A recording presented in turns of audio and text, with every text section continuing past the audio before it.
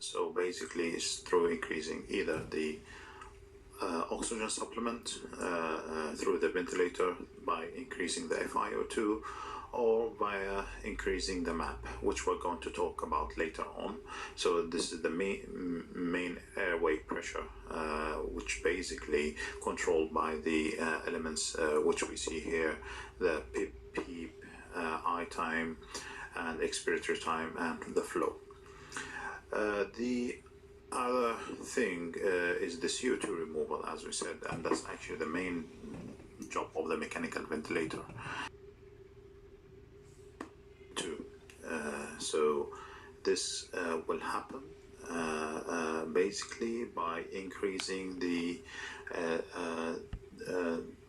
delta P, basically, which is controlled by the PIP and the PEEP. And as we see here, this formula, the minute volume actually is this results of multiplying the respiratory or the ventilator rate and the ventilator tidal volume, basically, which is here. Okay, so if you're going to increase, so you're going to increase the area, so this is your PEEP, and if it goes up, so you're going to increase the area below the curve, and this will affect your oxygenation, and that's really important bit. Okay, so so this volume is estimated to be between 4 to 6 mL per kilogram. So this is really important, especially in the volume guaranteed mechanical ventilator. And the basically the minute ventilation, which is the most important bit, and this is how we're going to approach any mechanical ventilator, whatever the brand is the minute ventilation. So it's basically the volume of gas moved in and out in 1 minute.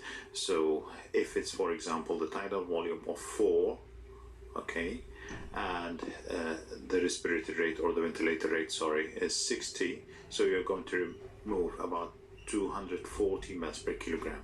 So mils, and in liters this is going to be 0.2 liter. Okay, that's really important, because in the next slides we are going to explain why it's really important to remember these figures. Is 200 to 300 mL per kilo, or 0.2 to 0.3 per kilogram. That's really important. Okay, so we have talked about this curve already. So this is the tidal volume. Okay, I'm not going too deep into you know, explaining all the FRC, the capacities and things. I don't want to make it complicated. Let us concentrate on the practical or the clinical bedside approach. All right, going back to the CPAP.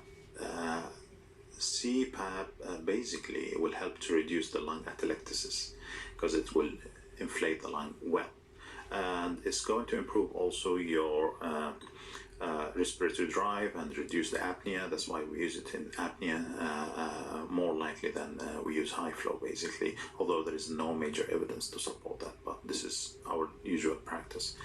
And it's a useful step down from the ventilation, and again, this depends on the unit which you are practicing these kind of ventilation modes. What are the risks? I think we're all aware of the risk. You're blowing the lungs like a balloon, so there is a risk of oral distension, and there is a risk also of pneumothorax due to that, and also there's a risk from the CPAP mask to cause any trauma to the nose or the nasal bridge, basically. The next mode of ventilation is the BiPAP. So maybe it's as simple as CPAP, to be honest.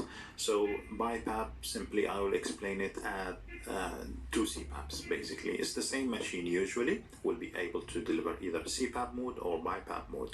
So a CPAP mode is just a single continuous pressure to provide continuous PEEP.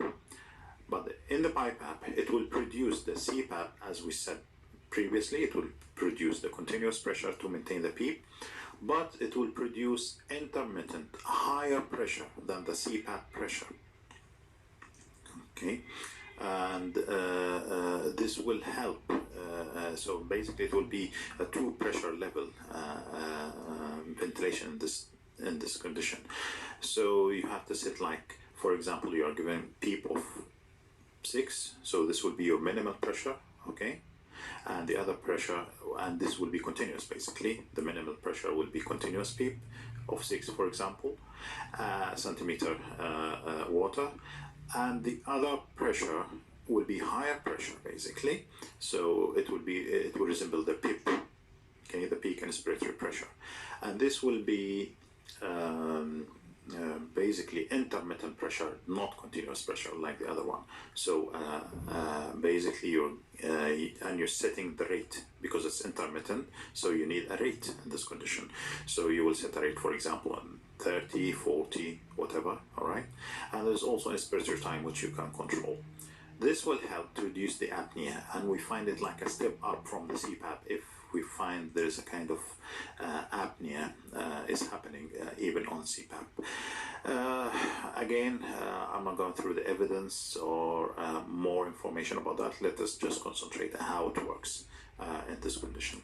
So again, the same problem with the CPAP can be caused by BiPAP, and usually the BiPAP basically it's not synchronized, so there's no kind of synchronous breathing with the baby's breathing, so that's another problem also.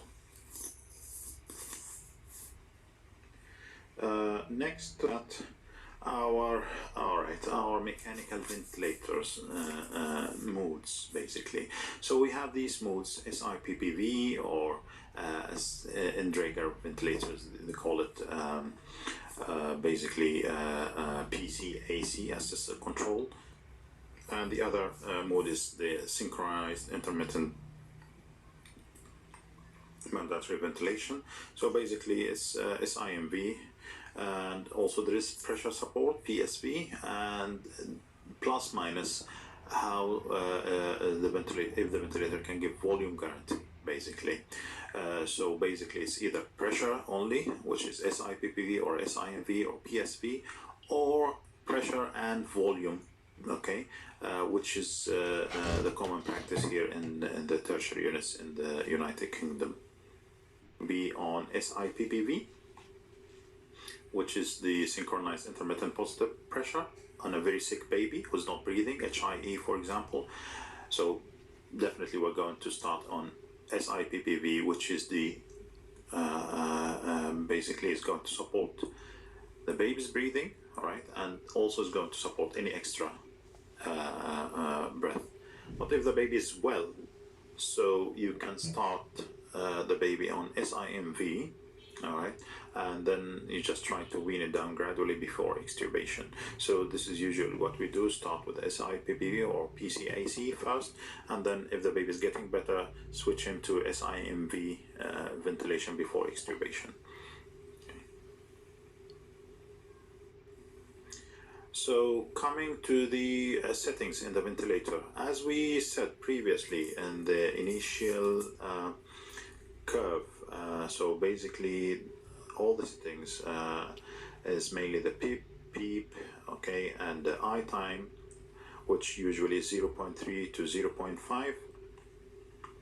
And if you're going to set the pressure, so you're going to set the pressure of a preterm, for example, with RDS 18/4, and mainly you need to look at different things like the chest expansion, and you need to look at different parameters like your for example saturations and the blood gases and lots of things. You're going to set the I time, as we said, between 0.3 to 0.5 seconds, and the flow of the ventilator should be 8 liters per minute at least. And you're going also to set your rate and your FiO2. So monitoring the baby's response to the mechanical ventilation, as we said previously, is the through the chest wall movement, respiratory patterns, saturations and gases. and also the respiratory parameters. And this is the whole purpose of our lecture today. So your tidal volume, as we said at the beginning of this lecture, should be between 4 to 6 mL per kilogram. And your minute ventilation should be between 0.2 to 0.3 per kilogram. So this is your minute ventilation or minute volume, all right? And as we said, this is your tidal volume multiplied by the rate. And you need to look at the flow graphs, and you need to check if there is any leak. So I'm not going into the flow graphs or the leak, but I need to concentrate mainly on your minute ventilation. So for example, if we give a baby, which we're going to talk about later in the next few slides. Actually, I'm giving a few examples just to make sure that you can remember easily. So for example, this is the Draeger ventilator here. So you can see the minute volume, which is basically created. So this MVE here, which you can see, okay, and that's 0.18, for example. So this is the result of multiplying your tidal volume and your respiratory or ventilator rate, basically. So for example, this is here, that's the 40. This is your down there, that's the respiratory rate. This is this is what you sit through the ventilator, and you can see here up there in blue 43. So this is nearly, so the baby's not breathing more than what you're giving. And this is basically PC PSV, that's pressure support ventilation. And you can see here the FiO2 down there, 21%, and your PEEP is 4. And basically this is volume targeted ventilation, all right? So that's 4 mL here. So which we said it should be 4 to 6 mL per kilogram. So if the baby is 1 kilogram, for example, like in this picture here, so it will be only 4 mL, okay? That's your rate, and that's your PEEP, and followed by that is the rest of the numbers, okay, what you said, basically.